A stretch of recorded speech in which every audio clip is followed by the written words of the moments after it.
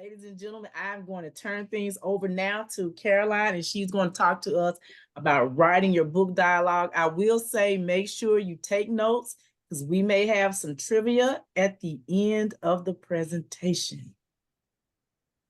Excellent. Thank you so much, Felicia. I'm glad to be with you guys again today. I know we covered a lot of information yesterday, so if there are any questions left over from yesterday, please feel free to reach out to me, or you can kind of type them in the chat, and I can take a look at them after, we've kind of run through talking about dialogue. This conversation should probably be a little bit shorter than yesterday. Yesterday, we wanted to just kind of toss all of this information out there so that you'd have it, so that you'd be familiar with these basic concepts. But literally each one of those topics that we talked about yesterday could be its own workshop because there's so much information to cover in terms of, writing your book and editing and going through the actual publication process. So please feel free to reach out to me with any questions. I'm happy to answer at any time. And I'm happy to be a resource as well. So let's talk about dialogue. So dialogue is for primarily fiction. We see it a lot also in children's books, and it can be included in nonfiction. I've seen dialogue in business books and memoirs. And anytime there's a conversation happening, that's technically considered dialogue. So I did just a little kind of survey yesterday about who was writing what, but I see some new names here today, I think. So I just want to get a little gauge of who's working on a fictional title versus a nonfiction or a children's book. You guys can either type it in the chat or feel free to unmute yourself and let me know what type of book you're working on. Okay, undecided.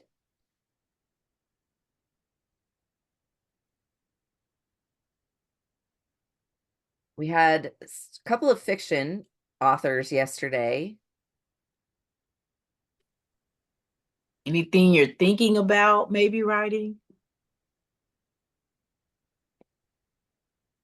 Or maybe who's already written something, at least maybe the script. Yeah. Screenwriting is a viable option as well. Okay, yeah. Okay. Teresa says, book of prose and poetry, self-revelations.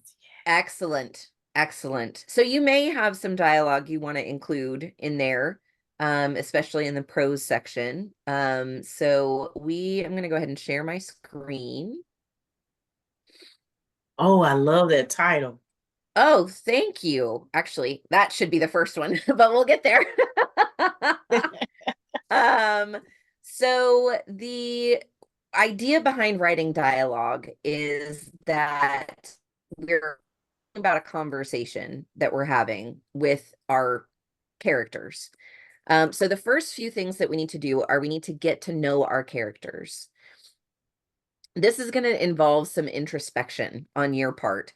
And yesterday we talked about having a writing journal. And this is one of those things that you could spend those 15 minutes a day in pursuit of your book on. We talked a little bit about, not spending 15 minutes a day writing necessarily, but 15 minutes in pursuit of your book. So this is one of those things that you could do. And what I like to recommend is that you just create a character sketch. What are they interested in? What are their hobbies? Where do they come from? How old are they? And you really want to think about your two main characters. So that would be your protagonist, the main character that we're following along, and then sometimes the antagonist, who is typically considered the villain, or the person that's contending with the main character or the protagonist. So those are the two that I would say spend most of your time on. If you have other characters, obviously you need to create a little bit of a sketch on those.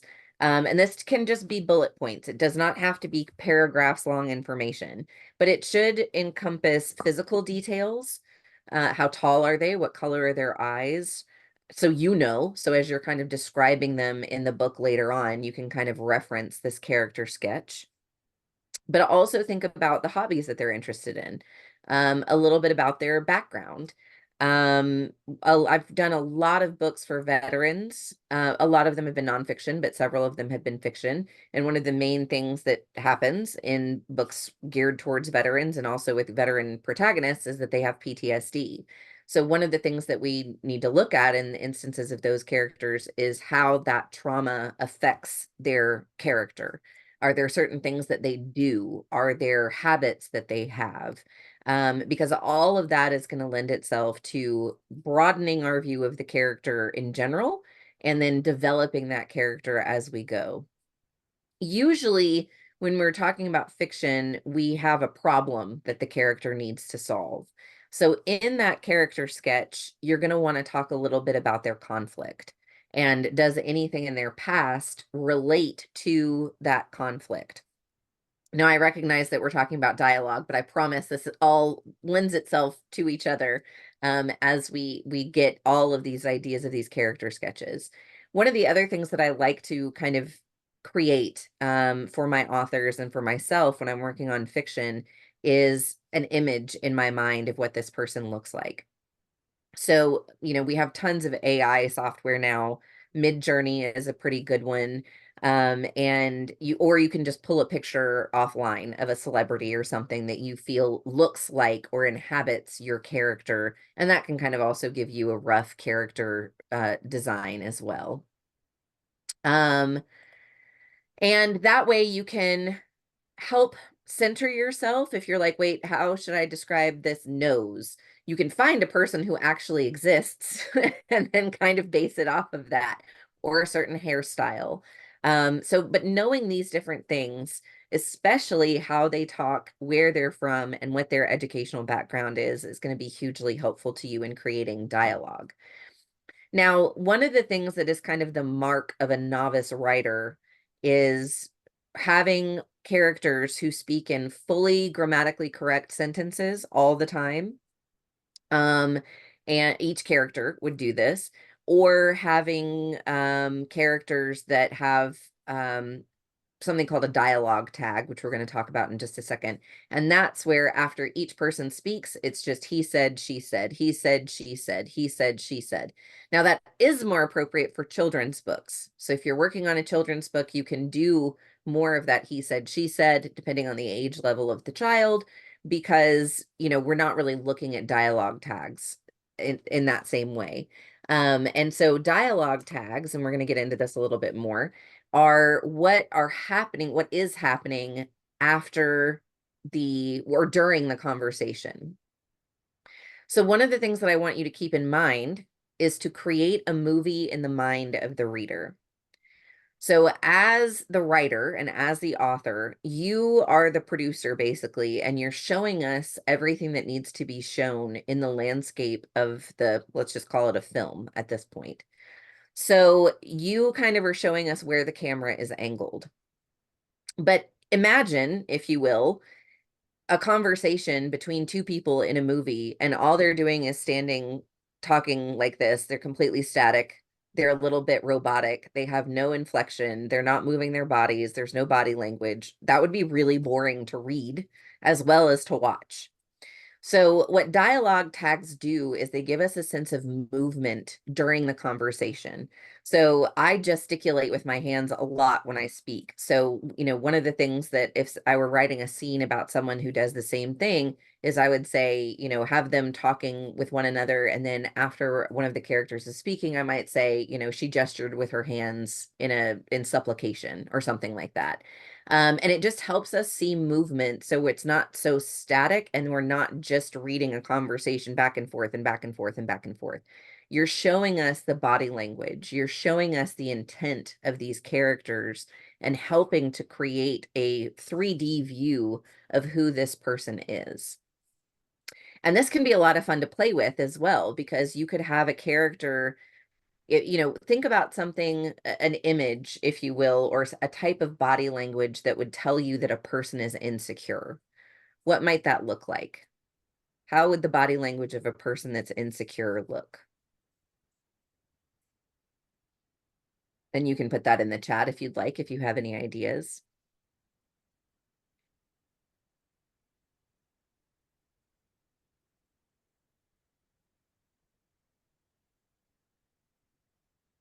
So people who are insecure, they kind of hunch over, right? They're small in themselves. They might close themselves off, they might cross their arms, they might cross their legs. All of these different body language types that are going to timid. Yes, they might be very timid. But the body language here is what's important, because if you have a character that's saying, I'm the most confident person in the world, right? But they're showing, what we're being shown as a reader is that their legs are crossed and their arms are crossed and they're hunched over in their chair. Would they really be saying, I'm the most confident person in the world with any level of authenticity if their body language is showing us something different? So it's really interesting to be able to play with things like dialogue tags in dialogue.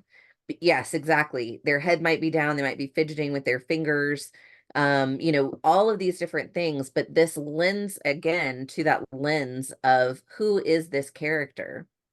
So you can have them saying one thing, but their body language in the dialogue is showing us something completely different. And then that makes the reader go, is this person a reliable narrator? And that's obviously something we have to find out.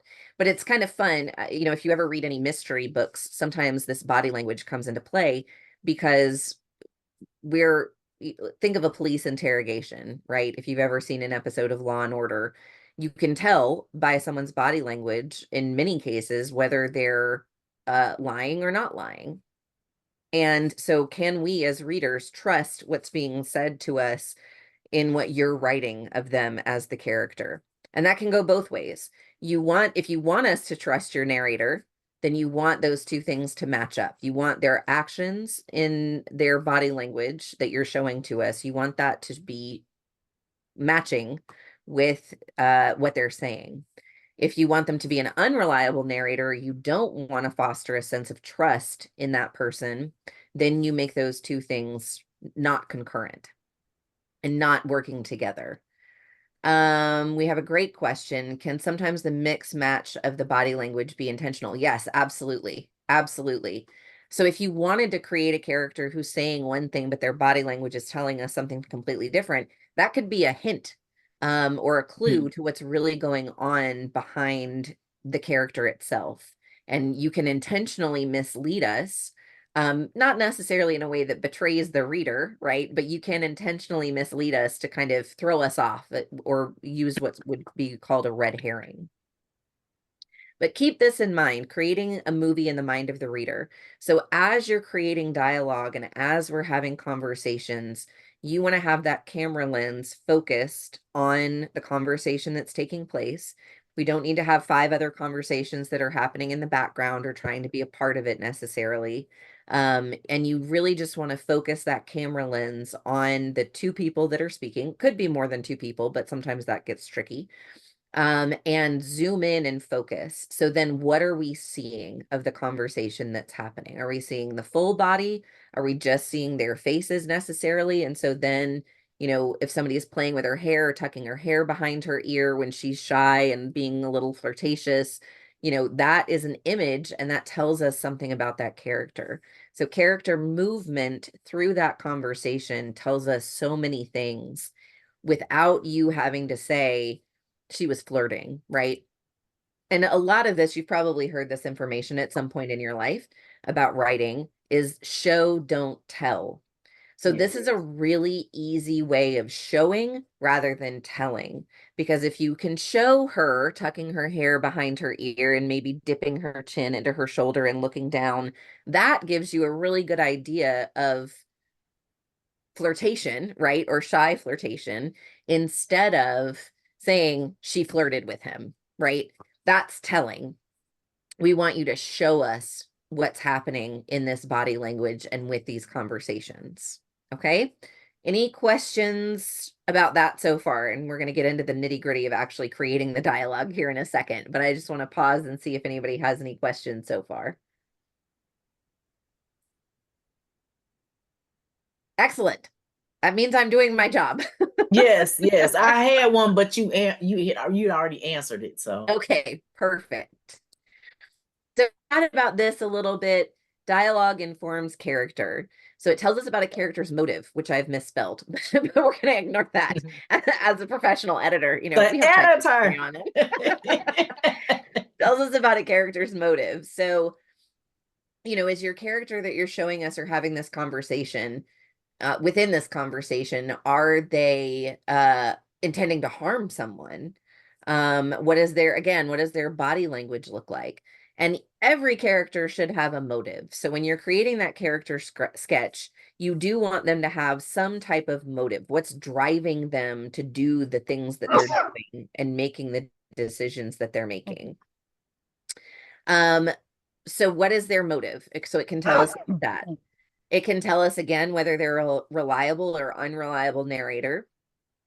We haven't really talked too much about, you know, when you're writing fiction, you're going to look at writing from different perspectives, right? From the first person point of view, third person point of view, or omniscient.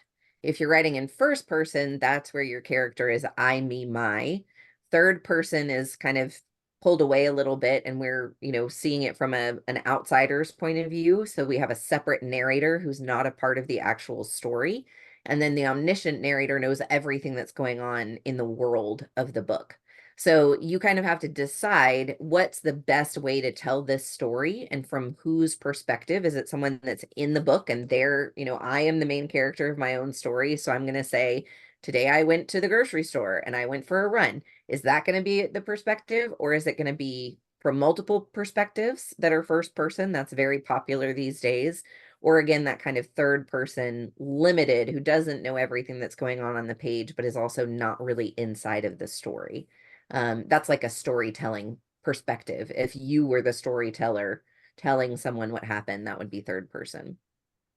Again, do their actions match their words? That's going to be hugely important in terms of dialogue and body language with dialogue tags. And then we also have, can character development be shared through, or character development can be shared through dialogue. So here's an example. This is from Toni Morrison's Beloved, which is one of my favorite books. And basically what I've done here is I took in example 1, it says, maybe we should unbraid it, she asked. Tomorrow, Denver said. Today is always here, tomorrow never, she said. So this is my version of taking out the dialogue tags. And it just sounds kind of static, right? They're talking back and forth. We don't really know what's happening. But then in example 2, we have, maybe we should unbraid it, asked Sethi. Tomorrow. Denver crouched forward at the thought of a fine-tooth comb pulling her hair. Today is always here, said Sethi, tomorrow never. So this dialogue tag with Denver shows us, right? We have movement in the body. She's crouching forward. If she's crouching forward at the thought of a fine-tooth comb pulling her hair, is that telling us that she's excited about it? No. So this is telling us, right? This is showing what her body language and her movement is. Also, the use of the word pulling, right? That's not a gentle action that's happening. So we're crouching forward and there's pulling action. So this, everything about just this one sentence tells me that this is not something that this child is looking forward to. But you didn't have to say that, right? Toni Morrison didn't have to say Denver wasn't looking forward to the comb pulling her hair. She shows it in the dialogue tag of the action that her body is taking. So this is really powerful, and like I'm actually getting goosebumps because, you know, when you do have just the he said, she said back and forth, but then we have just, this is one small sentence. This is not anything huge. It's not a paragraph description of what's happening with Denver.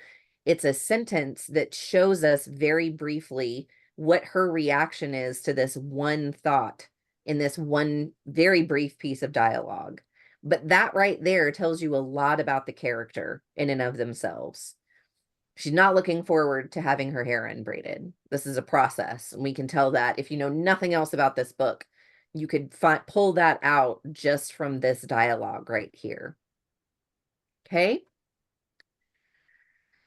Caroline, So I just when want, we, I'm sorry. I was just going to yeah, go add ahead. right Go here, ahead. looking at that just reminds me of the progress I had that you developed in me to improve as a writer.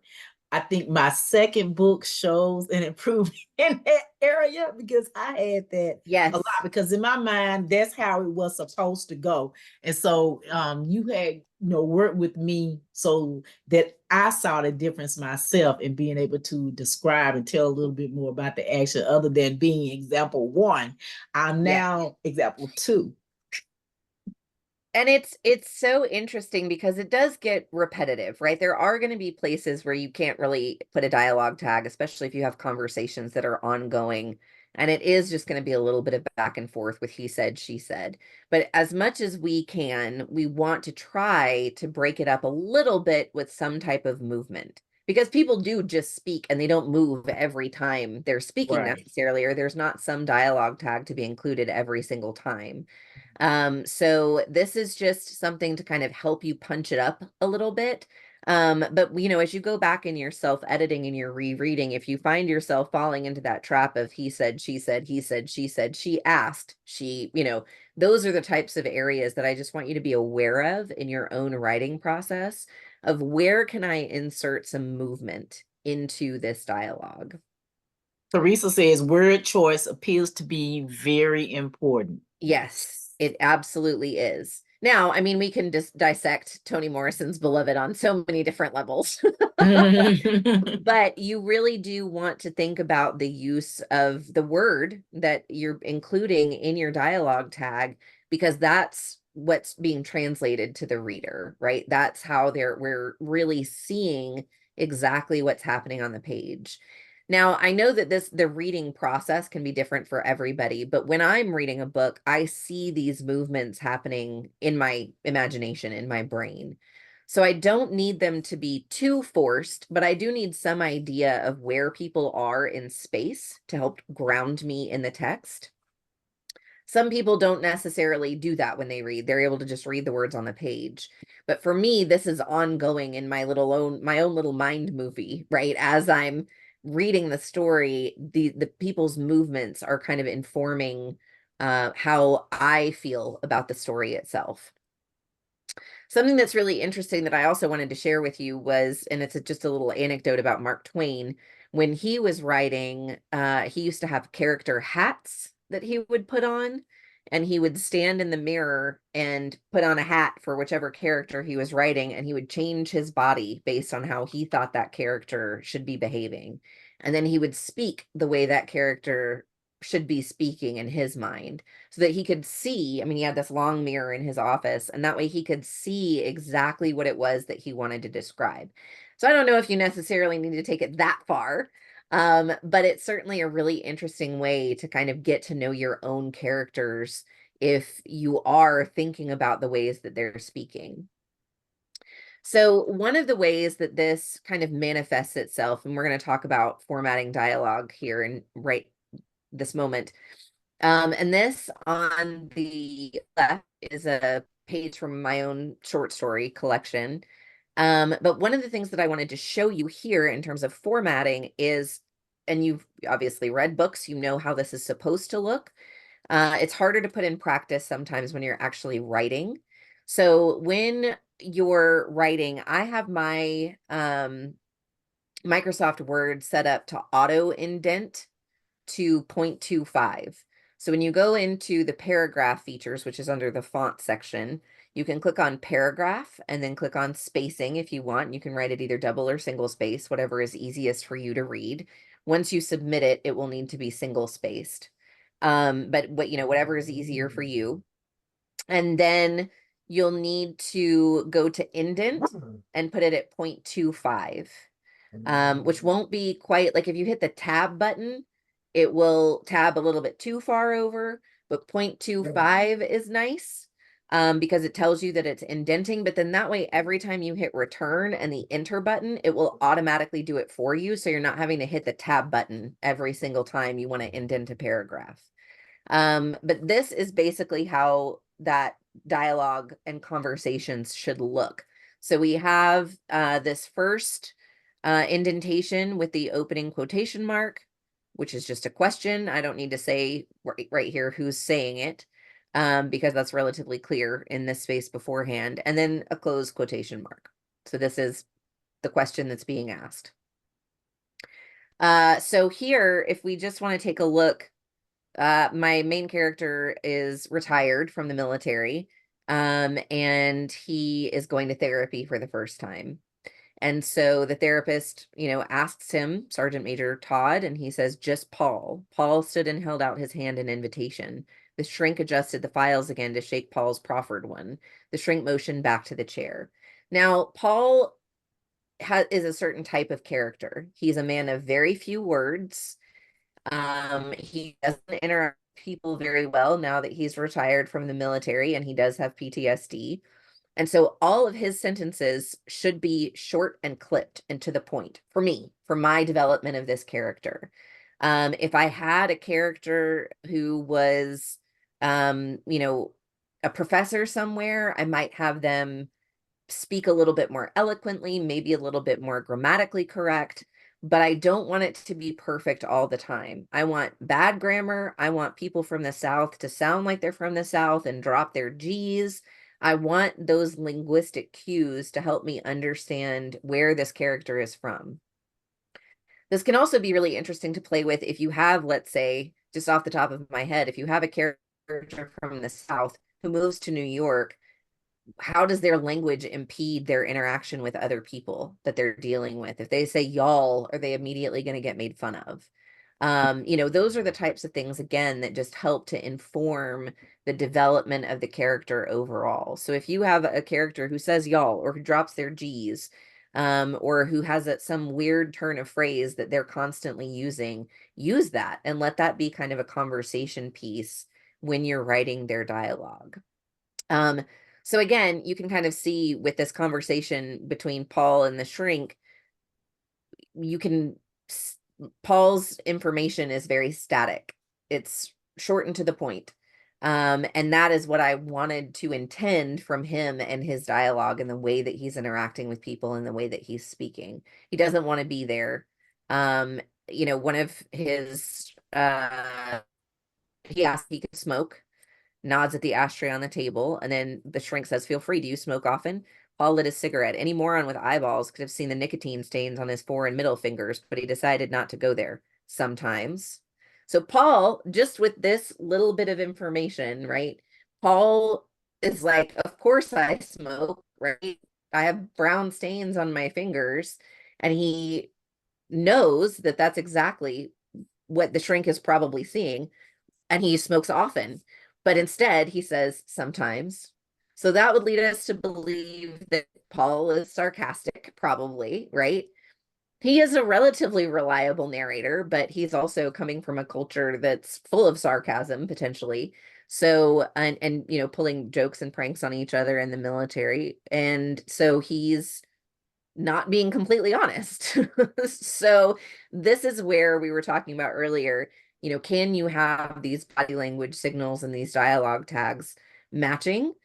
Yes. Can you play with that a little bit to create, a character who's maybe a little bit sarcastic or not completely willing to tell the truth right away? Yes, absolutely. And then you also see this movement of what's happening in the room. So the room itself is described, but then the shrink is drumming his pen on the legal pad, right? So if somebody's drumming on something or fidgeting, that might speak to a little bit of anxiousness or uncertainty. So all of these motions are going to become important to the overall story and how we're reading the story itself. Okay. Oh, that's a great question, Teresa. Does the indentation mean something to the reader's benefit? That's easier to track characters? Is this a writing editing thing? It's both. So when we indent, we understand that a new person is speaking. So here we have Sergeant Major Todd, just Paul. So this is how we know that we're going from one character to the next in terms of the conversation. That's a great question. On the other hand, if you have to draw your attention to this paragraph on the right, I just pretended to create some dialogue here, but it says if you have a character that's going on for a few paragraphs, you'll need to have opening punctuation for the first paragraph. The end of that paragraph will have no punctuation, but the next opening paragraph will have a new opening quotation mark. So I know that's kind of confusing. This is again a writer editor thing, but if you send your manuscript to a writer, I mean, I'm sorry, an editor, and you haven't done these things, it's probably going to cost you a little bit more because we do expect that you have some of this formatting down. So if we have to do all of it, it's going to take a lot of extra time, especially if you are in a dialogue heavy manuscript. Because, you know, in the space that it would take you to put a paragraph every time, I have to hunt for the, or a quotation mark, I have to hunt for the end of the sentence or the end of the conversation every time. So I don't necessarily know where that's supposed to end naturally. So you doing this legwork at the beginning as a writer is hugely helpful for the process down the road. So, but to kind of explain this, so we have a character who may be going on for a couple of paragraphs. We have an opening quotation mark here, but there is no closing quotation mark here. So this is a signal that when we start the next sentence, it's still the same person who was talking in the previous paragraph. And then once they get done talking, then we can put the closing quotation mark. Does that make sense? Yes. Excellent. Potentially you're not going to have a ton of characters who just kind of go on and on and on and on in conversation, but it's possible. Some people are just long-winded, and if they are, and that's appropriate to their character, then you would need to kind of know this trick, that you don't need to have a closing punctuation mark. Typically, you're also going to have some kind of dialogue tag somewhere in here, hopefully. Or they might just be like blabbering out in 4 or 5 paragraphs, and that's okay. Again, if it lends itself to the character, then that's totally fine. But, you know, and there's no real like how many paragraphs should each character speak. There's no real rule for that. But if they're going on too long, then you might have some feedback from your alpha or beta readers that the conversation is very one-sided, and that they're seeming to talk too long without any breaks.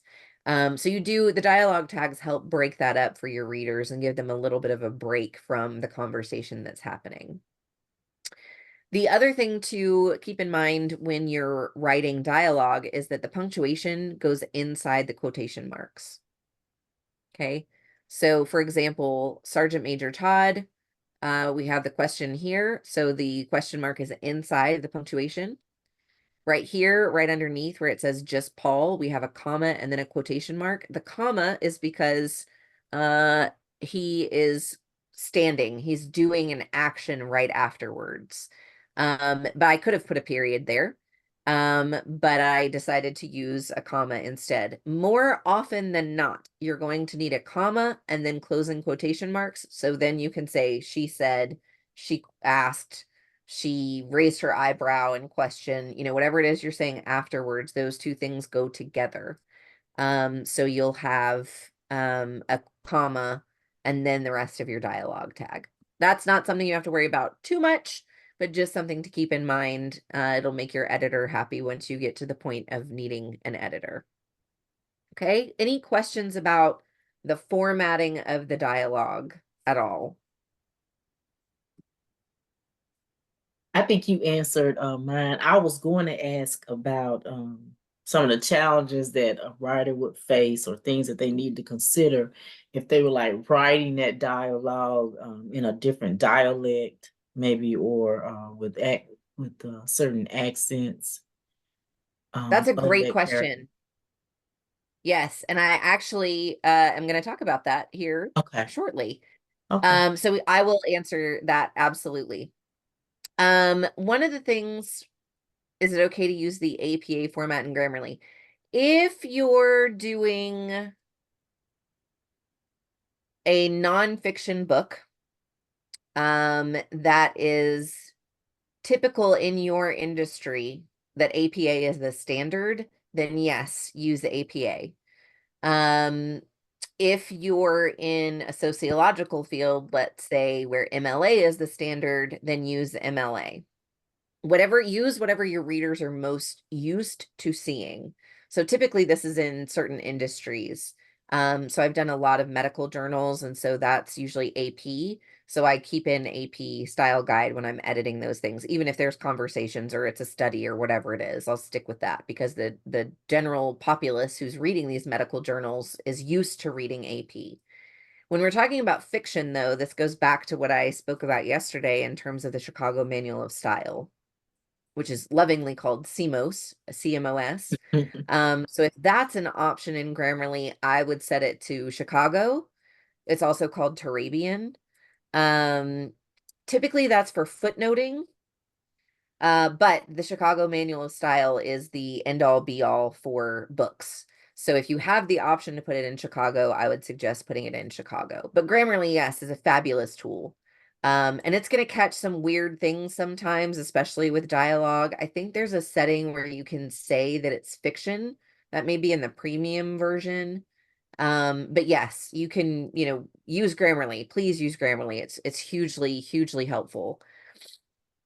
Or Hemingway or Scrivener, um, Pro Writing Aid, all of those things have editorial tools. Microsoft Word has an editorial tool in it. It's not quite as good as Grammarly, but any of these word processing, writers helpers tools like Pro Writing Aid or Scrivener or Hemingway, those are all going to be very helpful in not only helping you format, but also catching some of these grammatical idiosyncrasies in terms of writing dialogue. Um, One thing that I would encourage you to do, and this is something that I ask all of my fiction authors to do when I'm author coaching with them, I ask them to find their favorite book. It doesn't even have to be their favorite book. It could just be any work of fiction. And write some dialogue for your character or for your book, or take some dialogue that you've already written for your book if you've written any, and then replace the book's dialogue, your favorite book, replace their dialogue with your dialogue and see what kind of movement is happening. Now, I'm not talking about your dialogue tags, just the conversation of the people that are speaking. So in this instance of the beloved book, I might insert my own dialogue and then use Toni Morrison's dialogue tags that she still has there. The idea here is just for you to see and understand. So you're going to rewrite this in your own, with your dialogue, but with the existing author's dialogue tags. It's probably not going to make any sense, but that's not the point of this exercise. The point is to see exactly how these dialogue tags are working and to get a feel for it, because you don't need to reinvent the wheel.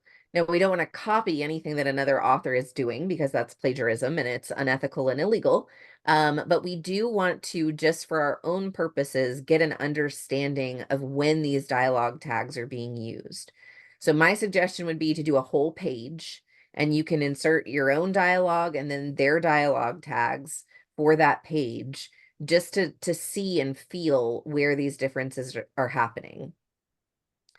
And this is also going to help us understand where we need to use them. Because you're going to see, like I said, not every single sentence that you're going to write for a dialogue needs a dialogue tag. There are going to be many instances of just he said or she said, because we don't need anything else after that. But still, at some point, I would love for you to do this exercise and see how it feels to you to have this movement that's going on in the book itself. Um, Toni Morrison is a great example, but I'm sure you probably have lots of favorite fiction books. And if you don't have a favorite fiction book and you're writing fiction, or some example to use, then I would very much encourage you to be reading in the genre that you're writing in. It's very hard for us to understand what's needed from a fiction book if we've never read fiction before. Thank you, Felicia. So that is just an example of something that I would suggest you do, and you can jot that down in your writing journal today if you want. There are areas, like I mentioned, in nonfiction books, memoir in particular, where you may have dialogue, where you may be having a conversation between two people, and that is always purposeful. So don't exclude dialogue if you're doing a book on business or a memoir, any kind of nonfiction book. That has its place. It will follow the same exact rules of the dialogue that we've already talked about here. So writing dialogue, no matter what genre it's in, is always going to follow the same rules with indentation and punctuation and things along those lines. Okay. Um, yes, I'm sorry. I just said, oh, okay, you answered the Yeah. question. Yes. Um, and then in terms of one thing that I should mention as well, as far as dialogue is concerned, and I wish that I had typed an example, but two things to keep in mind in dialogue. You may have characters that are being cut off in the middle of a conversation with someone. This happens very frequently. The appropriate piece of punctuation to use is an M dash, which is a short dash. It's control and then the dash on your keyboard. Or you can use an ellipses. An ellipses is more used for pausing in conversation. If somebody's trying to think of a word or a phrase, or they kind of drop off in the conversation, that is the three periods, is the ellipses. But otherwise, you're going to want to use a dash. The hyphen is too short.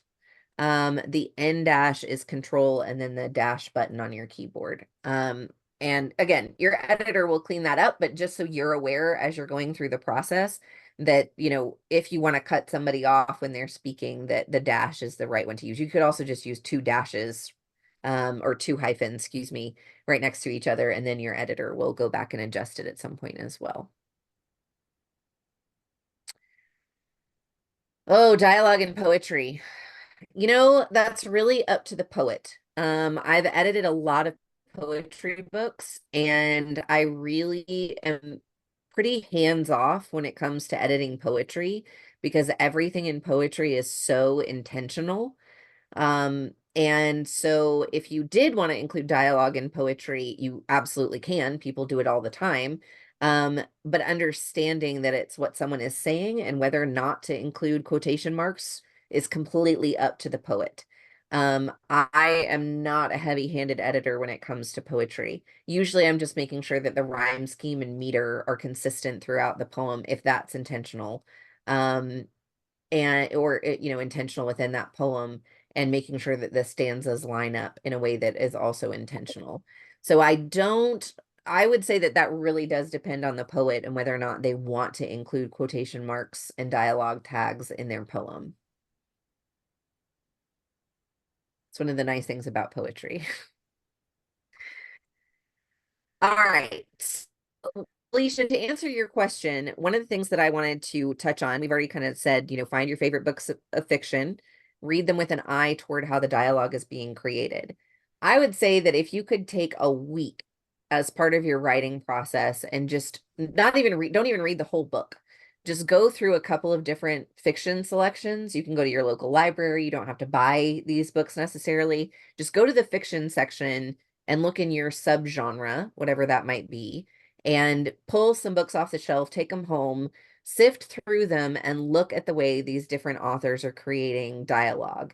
You could even look at something that's not in your genre at all. So if you're writing fantasy, maybe you want to look at military sci-fi or historical fiction and see how they're playing with dialogue, because all authors do this slightly differently. We don't all write dialogue in the same way necessarily. We try to all follow the same rules, but we also understand that in some cases rules are meant to be bent, if not broken, like William Faulkner likes to do. But be a student of people. This is one of the best pieces of advice that I could give to you as a writer, especially a writer of fiction. One of my favorite things to do is go to the coffee shop and just watch people interact with each other. And that might sound a little bit creepy now that I'm saying it out loud. But I love people watching. I have always loved people watching. I like to see how people interact with one another because it hugely informs the way my characters will end up interacting with each other. For example, I was in Dallas with my fiance last week, and there was a couple approaching us, this kind of tall man with this woman who was about a foot shorter than he was. And they were walking next to each other, but he had his hands in his front pockets. She had her arm around her coat that she was carrying, and they were walking about, a foot apart from each other. They were looking into each other's eyes when they were speaking, and, kind of walking, with their heads turned towards each other. But everything else about their body language, just in that brief 15 seconds that I saw them, told me that they didn't really know each other, right?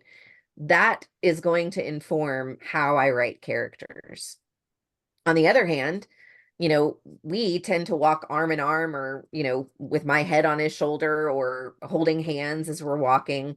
That would lend itself to for people to believe that when they're watching us, that we're a couple in some capacity, right? Or that, however I'm viewing these people, is going to kind of inform that. Similarly, if you go to a coffee shop and you have two people leaning close to each other, kind of whispering to each other, or she's got his head resting on his shoulder, that body language tells me that they have some type of intimate relationship. Even if it's like a brother sister relationship, they are still close. So all of these details about people and the way they interact with each other in real life can be very, very helpful to helping you create character and dialogue.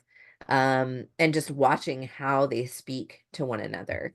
I think that's something that helps our book not feel so static sometimes. And we can really give this three-dimensional perspective of our characters when we're really giving them a body to live in.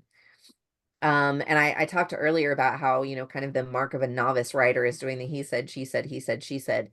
This is something that takes practice, and it's not something that you're going to immediately write down. The very first time you sit down to write, you're not going to have all of these concepts down. And like I said yesterday, your first draft will be crap.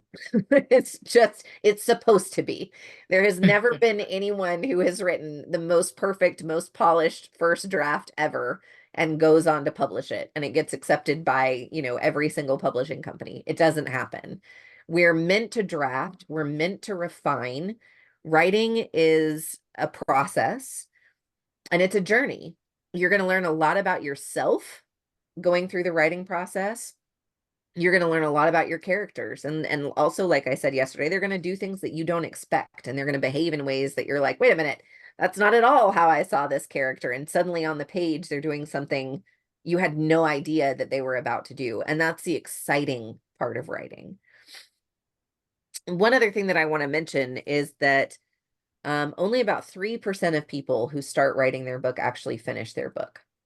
So I'd like for you to consider that and become one of those 3% who actually finishes their manuscript and who takes all of these tools that you're going to be learning with Felicia this week and really sits down, gives yourself the time and the opportunity to create the thing that you want to create.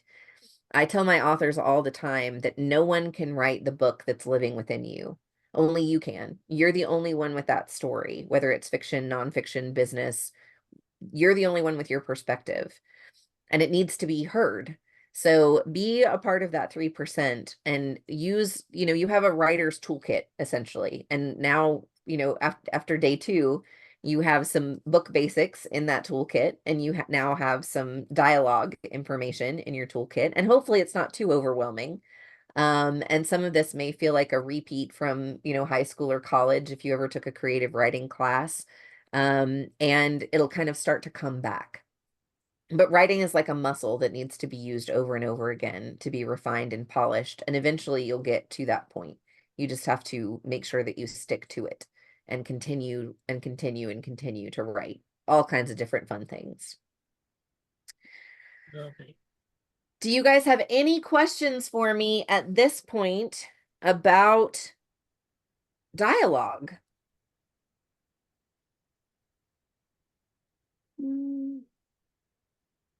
Oh, I see some things in the chat. Let's see. Yes, Vanessa, it is a small percent. It's a very small percent. So many people want to write a book, and that's not even people who go on to be published necessarily. It's just people who start writing and, get to the end of the writing process is about 3%. Teresa says, I'm just loving the writing revelations occurring right now. It's a journey and a process. Yes, absolutely. Thanks for sharing that, Dr. Green. I think my only question may be, is there or are there certain rules when it comes to um, writing dialogue, using being culturally sensitive, I guess. That's a great Like, question. That's a great question. Um, Certainly there are sensitivity editors and beta readers that are around more now. Um, I think when you're looking for an editor, it's important for them to understand the point of the story. And I think actually, Felicia, one of the things I encouraged you to do in your first book when you were writing was like not have everybody speak grammatically correctly. And, or no, you had an editor that was trying to correct everything that was, yes, yes. yes, And she was from, I think she was in India. And I'm telling you, it was like day 2 or 3. I was like, no, where's Caroline? Mm-mm. She was, because she didn't understand. right. And so she was changing everything. And I was like, no, that's not what that means. And no, that needs to stay there because that is who my character is. That's how they talk. And so, yeah, it shut me down at that point. I was like, if Caroline can't do this, because she knows my baby and she knows how Sister Nadine talks. She knows she's from the South. And so she understood what I was saying. So yeah. Yeah. And that's something, you want an editor who's going to understand cultural sensitivity, who's going to understand the diversity and the language that you're trying to bring into that. And there are questions. I mean, I'll ask Felicia, I'm not quite sure the meaning of this because I've never heard it before. Can you clarify, or are your readers going to understand what you're talking about? And they may, right? Your audience may already know what that means.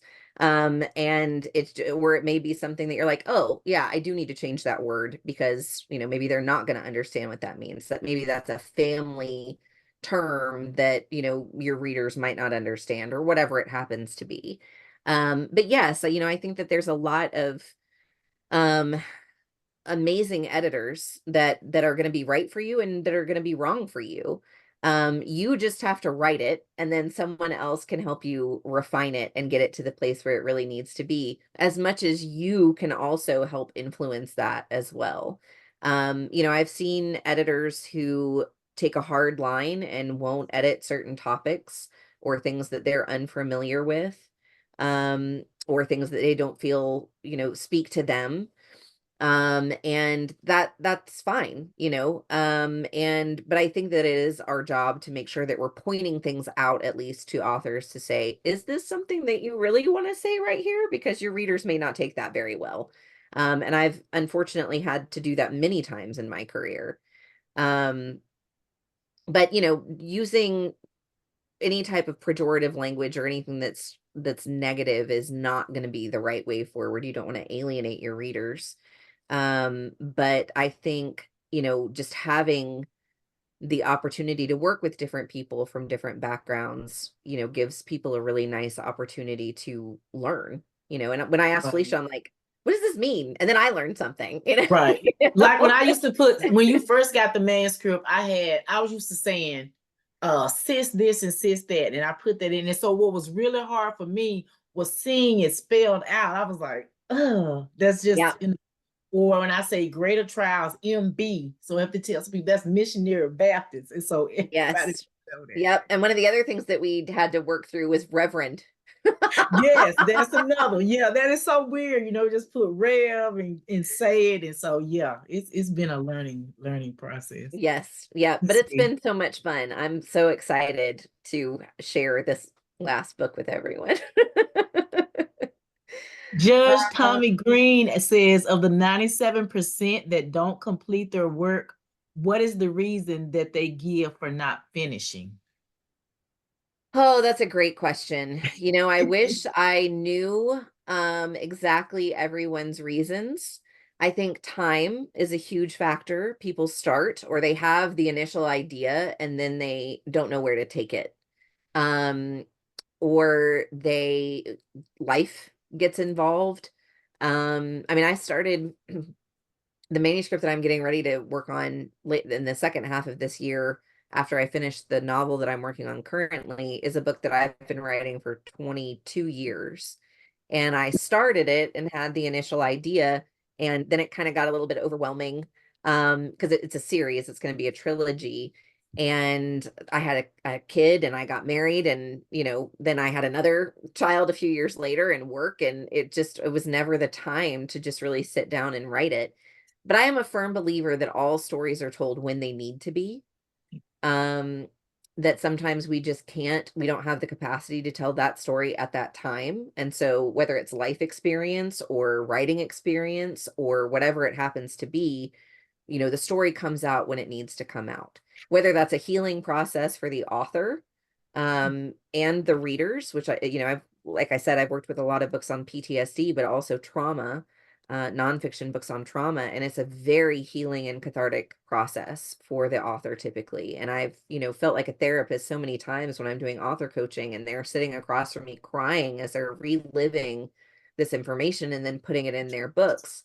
And sometimes we put all the details in, and sometimes we don't. It really is just, that depends on the author, but it's just part of that process, and it's very emotional, especially when you're working on nonfiction. But I feel like I've put a piece of my soul in every book that I've written and every short story that I've written, and that can be emotionally overwhelming sometimes. And I think some people are okay with that, and some people don't have the ability to detach at that particular time. So I think that would probably be, time, life, but also it can be very emotional. It's very emotionally fulfilling to be able to write a book, a whole book. But it's also emotionally challenging having to live through the emotions that your characters are living through too, or the Yes, emotions that yes. you are having to relive. If it is a trauma informed narrative in some way. And you mentioning that Uh, makes me go back to the manuscript with the stage production. It was very emotional having to write that out and visualize it, and even more so for the individuals to act it out. So yeah. yes. It looks like Yeah. we got a few more comments.